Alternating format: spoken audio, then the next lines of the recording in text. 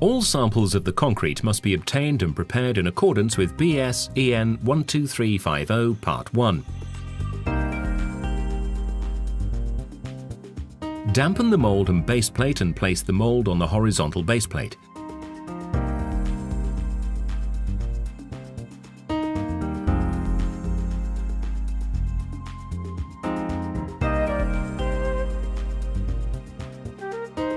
During filling of the mould, hold it firmly against the base plate by standing on the 2 foot pieces.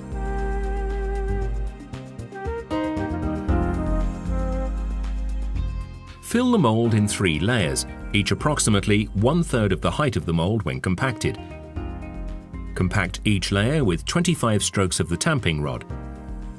Uniformly distribute the strokes over the cross-section of each layer.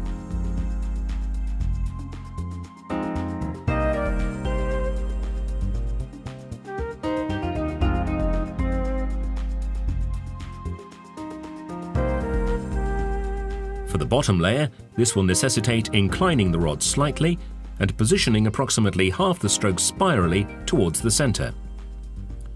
Compact the second layer and the top layer each throughout its depth, so that the strokes just penetrate into the immediately underlying layer.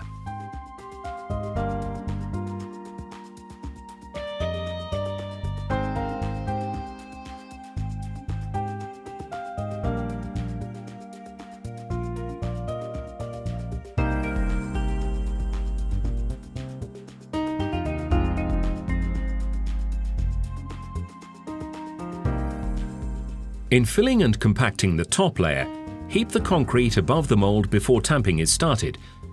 If the tamping operation of the top layer results in subsidence of the concrete below the top edge of the mould, add more concrete to keep an excess above the top of the mould at all times. After the top layer has been compacted, strike off the surface of the concrete by means of a sawing and rolling motion of the compacting rod. Remove spilled concrete from the base plate.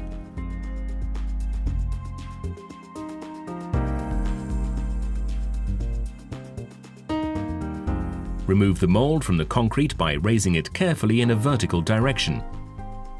Perform the operation of raising the mould in 5 to 10 seconds by a steady upward lift, with no lateral or torsional motion being imparted to the concrete.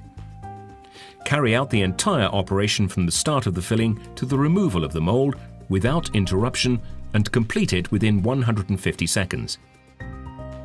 Immediately after removal of the mould, measure and record the slump by determining the difference between the height of the mould and that of the highest point of the slumped test specimen.